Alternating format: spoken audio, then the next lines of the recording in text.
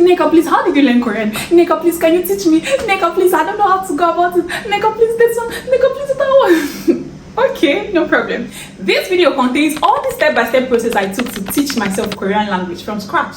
To the extent that I am now a Korean teacher and interpreter with students in 5 continents world over, from countries like the United Kingdom, the United States, Canada, Sweden, South Africa, South Korea, Nigeria, Ghana, and so on and so forth. I know people are surprised that I said South Korea. Yes, South Korea. Because like there are so many African students in South Korea, you know, even non-African students who find it difficult to get into the system of getting introduced to Korean language with Korean language. Because like that's what Koreans do. They teach Korean with Korean in their schools, and so many people find it difficult to get used to this, and so they come to me who know English and who also know my onions in this Korean language to explain it to them, and that's what I usually do. That's why I have students in South Korea as well. I've also interpreted for different Korean clients who come to Nigeria to do their different businesses. The most exciting one I've done is interpreting for a team from KBS, Korean Broadcasting System, the people who make Korean dramas and Korean and K-pop shows that we know. KBS, yes, the KBS that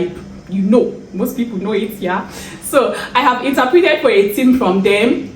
You know, when they came to do a documentary in Nigeria, I was so excited. It was so exciting. And I've also interpreted for another television station called EBS, Educational Broadcasting System of South Korea. They are like the biggest broadcasting network in educational broadcasting network in South Korea. I've also interpreted for different Korean beauty companies who come to Nigeria to do their different businesses. I have a stash of Korean skincare from these kind of jobs, right? But let me stop bragging about my jobs, please. The purpose of this video is to teach you all the step-by-step process I took to learn Korean language and get to this level where I get to work with Koreans, right? So this video is actually going to be long. So if you are not ready to follow my step-by-step process, is there every time, Nika, how did you do it? Nika, can you teach me? Nika, I don't know how to go about it. This is how you go about it, and it's going to be long. I did not learn Korean in one day, and you cannot learn Korean in one day. You're not even going to learn it in 3 months or 6 months. You have to sit up. So if you're not ready, bye. So the people that are serious, please, let's get into it. So how did I start learning Korean? So like most people who are interested in learning Korean these days, most of us, our love for Korean language started from Korean dramas or K-pop. So mine started from Korean dramas. I used to be so obsessed with Korean dramas when I was in school. So so that's how I started learning things like how to say thank you is komawo. You know, those things that appear frequently in subtitles. You know, they say komawo, 감사합니다, 사랑해요, 배고파요, 좋아해요, you know, things like that. So I'll learn words like this and note them, and when I go to school I say it to my friends, right? So I used to watch Korean dramas with my friends then, right? So one day we were arguing about something we saw in Heartstrings. So Pakshine confessed to her co-star, oh, I like you, 좋아해요. Oh, I said I like you, 좋아한다고요. 근데 제 친구가, sorry, but my friend was like, oh, later when we were arguing, he said, oh, that 좋아한다고요 means I said I don't like you. And I was like, that was not what the subtitle said. I said, the subtitle said, 좋아한다고요 means I like you. And I was like, no. I said, oh yeah, let's Google it. And we Googled it, and I found that, oh, you can actually Google anything you want to know the meaning of in Korean. So we Googled, how do I say I don't like you in Korean? And it was not 좋아한다고요. So when we now said, how do you say I said I like you in Korean? And that was what he said, 좋아한다고요. And I won. Oh my god. So that was how I realized that, oh, you can actually learn anything. You can learn how to say anything in Korean from Google. Or more. The way I started asking Google stupid questions, oh, anyway, they were not stupid, please. I started Googling everything. How do I tell Lee Min-ho I love you? How do I tell Lee Min-ho can I call you back? How do I tell Lee Min-ho can I take a picture with you? How do I tell Lee Min-ho, hi, this one, Lee Min-ho, that one, Lee Min-ho, this one? Excuse me. So I learned those and I started writing them down, right? So I think that was my introduction, like, to that headspace of learning Korean language. I started writing these things down. Oh, how do I say I'm hungry to death? Right. How do I say, oh, this is very interesting? Gochimi is for you. So I now started writing it down like that. But then they would write, you know, in subtitles, like, sorry. But then they would write it in these Romanized versions, like with Latin letters. And you find that sometimes some people will say komawoyo is this, gomawo. Other people will say it's komawo. you know, like this, and you know, it would be quite confusing, but at least I would know the sound of it.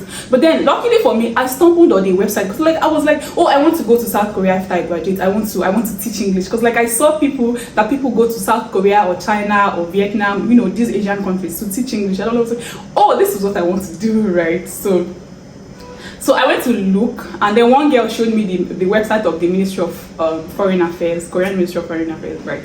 And I checked in, and there on that website, I stumbled on the Korean alphabet. The Korean alphabet is called Hangeul, right? I know we see it as Hangeul, but this is not it.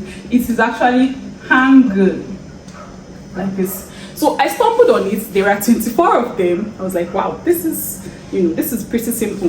And that was, they wrote, you know, they listed it and then showed how to write 감사합니다, which is thank you, and 안녕하세요, which is hello, right? So that was how I learned the Korean alphabet. But how did I progress from there, right? So that is the point of this video. The point of this video is to teach you like the step-by-step process I took, and also tell you the things that I wish I had done different, like from the experiences that I have now, you know, and the knowledge I've gained from teaching so many different people Korean. I'm also going to share with you what you can actually do differently as a new Korean learner. So now we have gotten to Hangeul, and I remember I said that I used to learn Korean like this, you know, just few phrases, and I know so many people are like that. So many people know what's like 안녕하세요, 감사합니다, 고맙습니다, 사랑해요, 좋아해요. So many people know this from watching Korean dramas or listening to K-pop. We know all this. So, but how do you get into learning Korean proper? Korean is actually a very, very alphabet-based language, in that if you do not know the alphabet, which is Hangeul, they're actually just 24 in number, but you know, there are some extra letters that, you know, you combine some of these 24 letters to get, and in total there are 40. The Igbo language alphabet is 36, so there is not much different. And I'm sure like the Yoruba is around the same range, and some other languages have even more alphabets than this. So you should learn the Korean alphabet. The reason why you need to learn the Korean alphabet is that you need to learn the correct way of pronouncing Korean. If you cannot learn Korean with these things, they will make you sound like an English person speaking Korean. Some people might not even understand you. So if you learn Korean alphabet, number one, you will learn the correct pronunciations. Number two, you will learn the conjugation rules, because you cannot conjugate Korean verbs without knowing the Korean alphabet properly. So you need to learn the Korean alphabet. It does not take a long time. It depends on, you know, how fast you understand things, or how easily you understand new concepts. But most people I know, most people learn Korean alphabet within a few hours. And then after, you now start practicing. Some people don't practice for more than a week and they've learned. Some people don't practice for more than a day, and they've learned. So it all depends. But seriously, you need to learn the Korean alphabet. Right? So how do you learn the Korean alphabet? There are apps that teach Korean alphabet. You can learn the Korean alphabet on YouTube. But what do I advise? I advise that in order to learn Korean, please get a textbook. Please get a textbook, because like textbooks are structured in a way that, you know, they teach you alphabets, they teach you their pronunciation rules, they teach you their combination rules, they teach you, you know, their sound change rules. Then they go ahead and teach you 2-letter words, 3-letter words, 4-letter words, and they go ahead and teach you nouns, pronouns, adverbs, verbs, you know, things like that. So textbooks are structured, so you know, you have you have an idea of what it is that you're learning, or how much progress you're making. That's how important textbooks are. And these days, there are so many textbooks online. There are so many textbooks you can find online. You can just go to Google and type Korean for beginners textbooks, and you see a lot. But that's the thing with these things. You have to get just one particular one, because like if you find all those textbooks, you might be confused. Just get one. I personally recommend Korean from Zero. Korean from Zero. Korean from Zero book 1 is actually a very, very good book, because it introduces the Korean language very well. It will start by teaching you, you know, the Korean alphabet, how they combine to form words, how to conjugate the verbs. They will not give you vocabulary words, you know, things like that. So please get a textbook, and then download an app that teaches Korean language. An app like Luv Lingua Korean,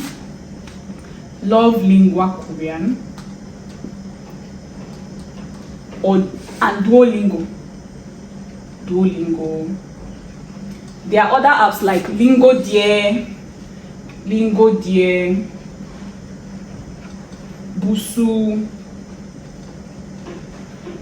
What's the Edu? There's one Edu one that I really liked. But that's the thing. So I had all these apps, but I had to narrow it down to 2, which is Duolingo and Luv Lingua Korean. There are probably more apps these days that teach Korean better than these 2, but those were the 2 I narrowed down to, right? So what did I used to do? I created, I will not say it's a schedule, but then it's like making a schedule for yourself. So you get a notebook, right? And then you open this Korean from 0 to 30. You open to page 1, and that is the Korean alphabet. And then you are teaching yourself like you're in a classroom. So you might use that textbook to also, join it with YouTube videos, because like I said before, I've not said it before, YouTube videos are here like the #1 in learning any foreign language. Because like these native speakers teach this language. There are so many native speakers that make so many different videos teaching Korean language. Even non-native speakers like me who have taught myself Korean and learned it. So even people like that explain the concepts better. So if you go to page 1 and they are teaching Korean alphabet and you don't really understand it, just go to YouTube, Korean alphabet for beginners. So something you have seen in the textbook, you watch it in YouTube videos and you will understand the explanation better. Make sure you're making notes. If you don't understand it, rewind and go back, watch it again, read the textbook again until you understand it. And what should you also do in order to memorize the Korean alphabet? I'm going to teach the Korean alphabet properly at the end of this class, like at the end of this video. So I will list the Korean alphabet and how they sound in English and teach you how to learn it. But this is just how I think you should go. So you make notes, you write it down like you usually do when you were in primary school, you understand? So that's that with Korean alphabet. So after you learn the Korean alphabet, again, you have a textbook, you have apps. So what I used to do was I would sit down and make sure that I study at least 1 page of that textbook in a day.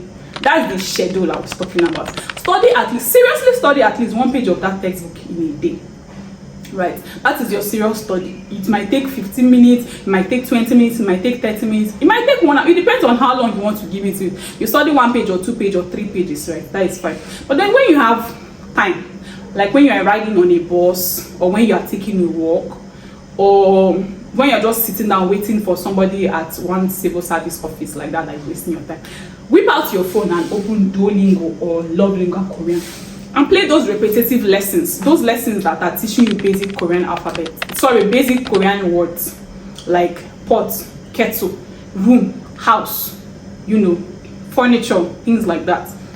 You play, it's like those things are actually fun. They are fun. So you keep repeating them to yourself, learning it. It might be like look like it's flying over your ear, but you're actually learning it. You understand? So you're actually learning it. So that's how you continue. After learning the Korean alphabet, you move to their pronunciation rules. You move to verbs. You move to numbers. You move to nouns and pronouns, and all that. So that is how you follow it step by step and learn. So how did I now progress? Because like these are actually just basic things. How did I now progress? I progressed by keeping at this thing I was doing. So say this is a textbook. Right? So you study this page today. Tomorrow you need to study this page as well. Next tomorrow you need to study this page as well. Then next tomorrow, like that. So you need to keep at it consistently. You have to study consistently to make progress, right? So make sure you are joining with apps. And then after you have studied and learned how to write words in Korean, so those words that you used to learn like komawo, kamsamida, annyeonghaseyo. Now you know them, how to write it in Korean, right? So now you know how to write Korean words, right? What do? Anytime you come across a Korean word, say on your Duolingo app or any other app that you're Luv Lingua Korean app, any word that you want to remember, and this, I have a notebook. Let's use the board, and this is your notebook. you come and the first thing you learn is like you're learning household vocabulary, right? From household vocabulary, you definitely have to learn what house is, and house is jeep, right? Jeep. So you write jeep, and then you write it in English, house, and then you write something else, cargo. Cargo is furniture, and then you write it as furniture. You know, and what other thing? Chair. So you write ija, chair. etc and etc, right? So this is how your notes should be, so that you have written down this. You have not really memorized them, but at least you know them. So tomorrow when you come back, you open this thing, and then you say jeep is house. Oh, jeep, house. Cargo is furniture. You know, ija is chair. So that is how you start learning simple basic vocabulary. You need to learn simple basic vocabulary, so that, you know, as they are everyday things, you more easily like call them to mind and try to practice them again. So from this you will now learn. From there you will also learn how to greet. Annyeonghaseyo, mannaso 반갑습니다. It's nice to meet you. 감사합니다, thank you. 주무세요, good night. You know, things like that. So that is how you now start learning. So, but when you now make progress and learn things like how to say it is this and it is that, or this is this, this is that, you will now learn how to write these things in sentences, right? So this is a house. 이것은 집이에요. So from there you will now progress to making sentences and all that. That is how you actually, you know, progress in your Korean studies. But if you would prefer a digital way of, you know, noting down your vocabulary, you download apps like Quizlet. Quizlet is an app. Quizlet is an app for studying vocabulary. Anki is also an app for studying vocabulary. Yeah, right? Vocab apps.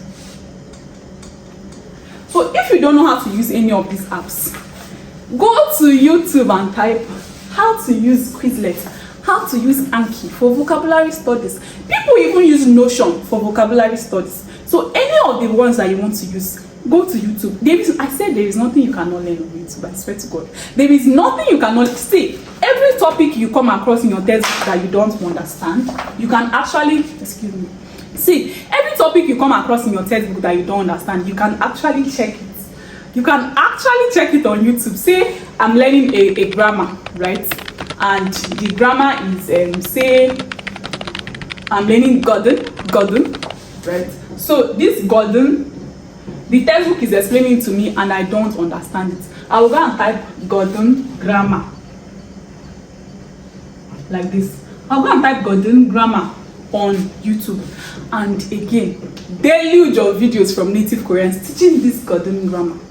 And then I will learn it from there, in addition to the one I'm looking at on my textbook. And then I'm also progressing, because like you are using this structured textbook. That means you are making progress. You are seeing yourself making progress, and you will not give up easily, because it's a goal that you have set for yourself. So tomorrow you need to open the next page of the textbook. So you have to study today, Nabi. So that is the important thing. Studying consistently every day.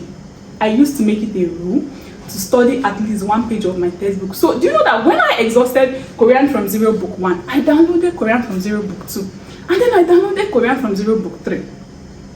And I also added, you know, after that I also added podcasts. You know, from after I've made some progress, I also added podcasts. Talk to Me in Korean podcasts. There are also other podcasts as well that you can follow. There is this conversational Korean YouTube channel that you can also follow, right? So that is how, you know, you make progress. What have I said? You will start how you have already started. I'm interested in learning Korean. Then you will learn the Korean alphabet. Then you will learn their sound change, their combination rules, their sound change rules, their pronunciation rules. Then you learn how they combine to form words. After you of course you would have learned how they combine to form words before you learn their sound change rules and everything. Then you learn verb conjugation. Then you learn nouns. Then you learn numbers, and you know, things like weekdays and months. You know, how to introduce yourself, how to say your age, things like that. And as you progress, you will now find that at a point you will need to be practicing what you have learned, right? At the point you need to be practicing what you have learned. And what do you need? You need actual native Koreans. You need native Koreans. So what do? You go on Google or YouTube again and ask language exchange websites or apps. Language exchange websites or apps. Language exchange websites like Hi Native, iTalki, Tandem, Hello Talk, Maun, Hilocal, etc. These language exchange apps, websites and apps, some of them you pay, some of them are free, right? Some of them are a combination, like Hi Native and iTalki. They are combination. Even yeah, most of them have free versions and paid versions, right? So here is where you meet native Korean speakers who want to learn English language. So you put on your profile that you're learning Korean and you speak English. So they put on their profile that they are learning English and they speak Korean. So after you register, you choose the type of people you want to match with. It's just like a dating app, right? But it's just like dating, but for languages. You're not going there to date, you're going there to meet a language exchange body. And if you're a girl, please, I advise that you choose 30+ women, because like they would usually have time, they are more friendly, and they are more patient, they are more happy that you're learning Korean, so they are usually more willing to practice with you. The men are usually perverts, so I don't recommend them. So that is where you meet friends. You don't have to go and start chatting with all the Koreans. At least 1 or 2 people that will be steady with you, that you just talk about random stuff with, things that don't go and be complaining that Nigeria is undergoing this one or that one. They will think you want to scam them. So just focus on things like, oh, you are a teacher in this secondary school, or you like this drama by this certain actor, things that they can relate to, not poverty things or what things, or they might be, feel it's a bit off. So that's how you also maintain. You need to make a few Korean friends. So that's how you also maintain the practicing energy. But if you cannot meet Korean friends, right? If you cannot meet Korean friends and you need to practice your speaking, please go to YouTube and search for videos that they are speaking Korean, right? So when you play these videos, they say a Korean sentence like like Minoshe domu chal singesoyo. Minoshe domu chal singesoyo. Do you know what you will repeat after them? Minoshe imino bewuga wanjo ni chal singesoyo.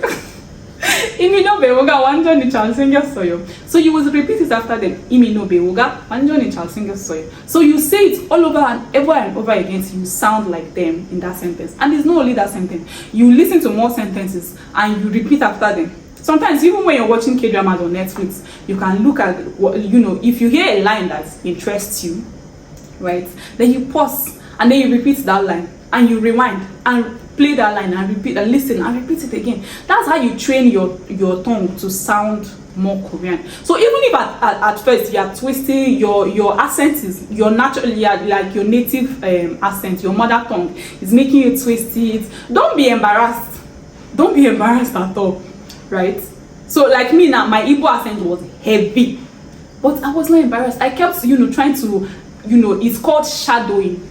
I kept trying to shadow the Koreans until I got it, until I started sounding like them, right? So I don't want to make this video very long. I think we're going to stop here, right? Make sure that you're writing, because as a self-taught Korean speaker, I made one video like that as a self-taught Korean speaker, I also read and write Korean. And when I do my translation jobs and they are speaking Korean, I have to make notes in Korean as well, or they are speaking English, I make notes in Korean so that I will tell the Korean person, oh, this is what this person said. You understand? So make sure you are learning how to read and write as well. There are short reading exercises that you can see in these textbooks that I kept speaking about, or even online, maybe short Korean conversations for beginners. I said there is nothing that you can search for online that you will not get. So the only problem we have is that we don't type it on Google. Type it. You will see it there. Type it on Google. You will see everything there. You understand? So that is all I have to say for now. So if you have any questions that I did not answer, anything I did not mention, and please ask me in the comments. I will probably make a video or I will answer you there. So but for now, please subscribe to this channel if you have not subscribed. And now let us get into Korean alphabet proper. Hangeul. Hangeul is very, very important. So Hangeul. I said there are 24 basic Korean alphabets, right? And this Korean alphabet was founded, or was it founded, established, or developed? Was it developed? Well, I don't know I cannot think of the English word that right now, but Sejong Daewang, that is King Sejong the Great.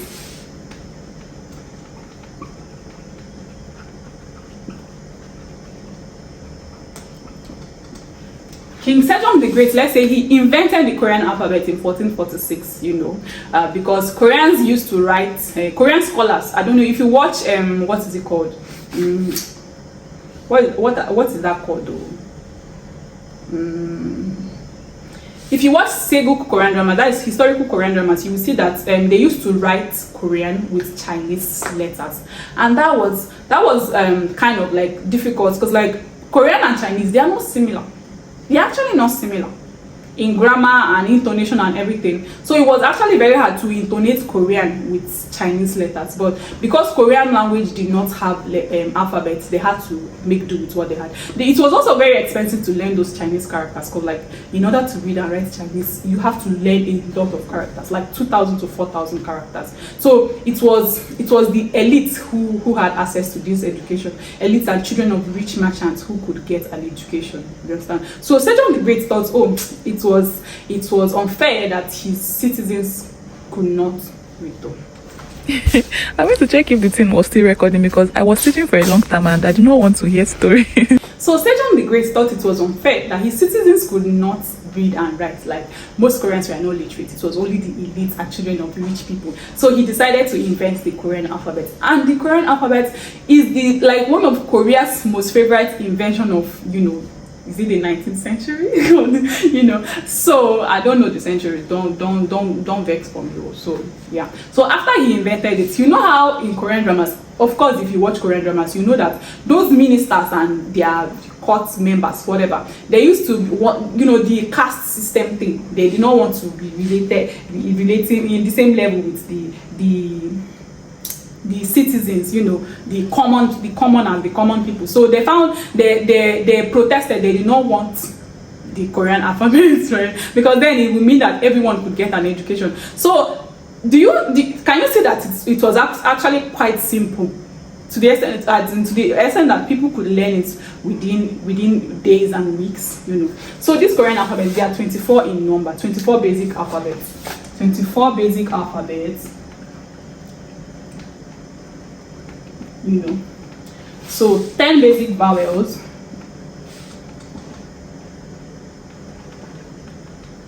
14 consonants, 14 basic consonants. So the first letter of the Korean alphabet is this letter. So you write a vertical line and then a small horizontal dash.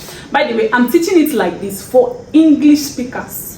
For English speakers, because like there's a way Koreans teach it, but it's a bit confusing for English speakers. So I would usually need to learn it like this for you. So this letter is represented with A, and I know it is written is A, but it is not pronounced A, but A as in AH. But then it is romanized. The standard romanization is this letter.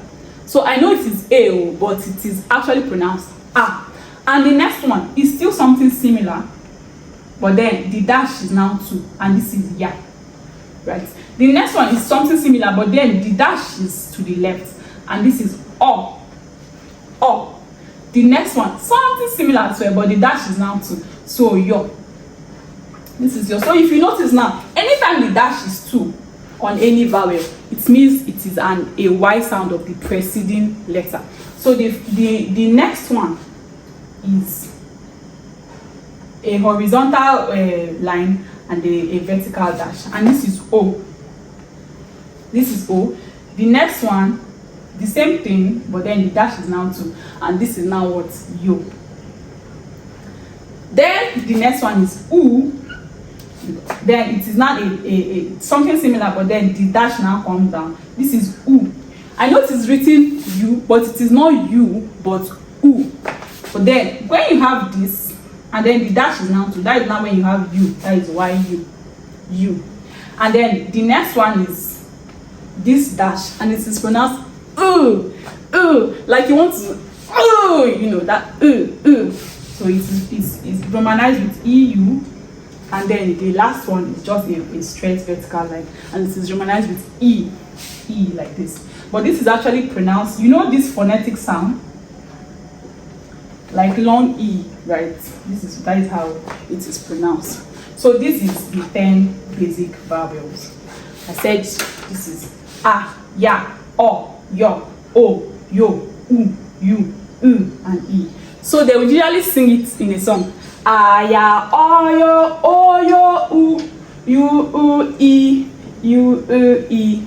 A, Ya, O, Yo, U, E, U, E. And that's it for the basic Korean vowels. Simple, right? Chincha, chincha, chincha kantane. Like, I really think it's simple, right? I really think it's quite simple. So let's clean this and go to the consonants.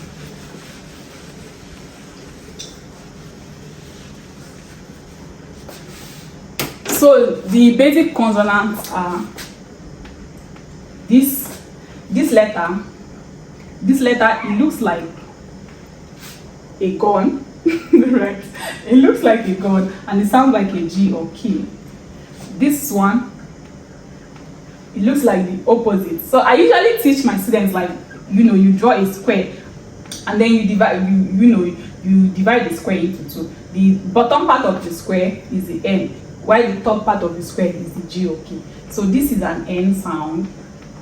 And then if you draw Ghana and another square, but then you remove this part of it, so this is like D, right?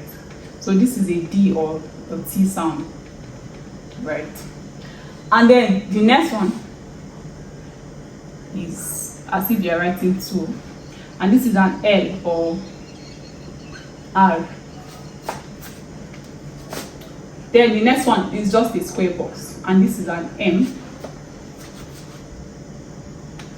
Then the next one is a B or P. It's like you are drawing a long square, and then, you know, you are crossing it like this. So this is a B or P. Then this is like an inverted V. So this is an S. Sometimes it sounds like SH, but it's not all the time. Then the next one is still something similar, but then you cross it. You know, you put a little dash on top, and this is a J or a CH, right? And the next one is a strong CH. So they usually write it either like this or like this. So this is a cap, like they usually represent it with capital letter CH, right? I usually represent it with capital letter CH. By the way, these things, they have Korean sound. Gana, da, lama, pasa, right? But I don't like teaching it like that, because like I've taught it like that sometimes, and some students will usually confuse this as, because when you now form words, they will say, oh, is it ga, you know? So it is pronounced ga, na, da, la, ma, pa, sa, ja, cha, right? But then we will get to that. What I usually need us to do is to learn it like this and their corresponding English sounds. Then after we memorize them, then we will now learn their correct Korean pronunciations. So now we have ga, na, da, la, ma, pa, sa, ja, te, ja. And next we have a strong version of this, and that is a K. Right, this is a very strong K. Next, we have a strong version of this, and this is a very strong T, not D or T, not K or J, but very strong K. And then next, we have a strong version of this, which is a P, like this, as in party, right? That P. And next, we have H sound. So H sound is usually this. It's usually like a zero like this, and then you put a dash, a horizontal dash, and then a vertical dash like this. And this is a H sound, just H, normal H sound. And then the last but not the least, which is like, this is usually in the middle, but then there's a reason I usually write it last, and it's just a zero like this. That sometimes, like when it comes at the beginning of a sound, right, it does not have any sound. It just helps to serve as a filler for vowels, because in Korean language, vowels cannot start a sound or word. So it usually starts with a consonant. So these consonants usually serves as fillers for words that start with vowels, like annyeonghaseyo, annyeong, you know, things like that. But then when it comes at the bottom, it will sound like ng. But so many people confuse this ng for ng. It's not ng. So annyeong is not annyeong, but annyeong. So this is right? So we will stop here, and maybe I'll do another video on Hangeul properly, so that this video will not be too long. So watch out for my next video on proper, like all the 40 letters and how they combine to form words. So thank you so much for watching this video. Please do remember to subscribe, like, and leave me your comments. Thank you so much. Annyeong, fighting in your Korean studies. Bye.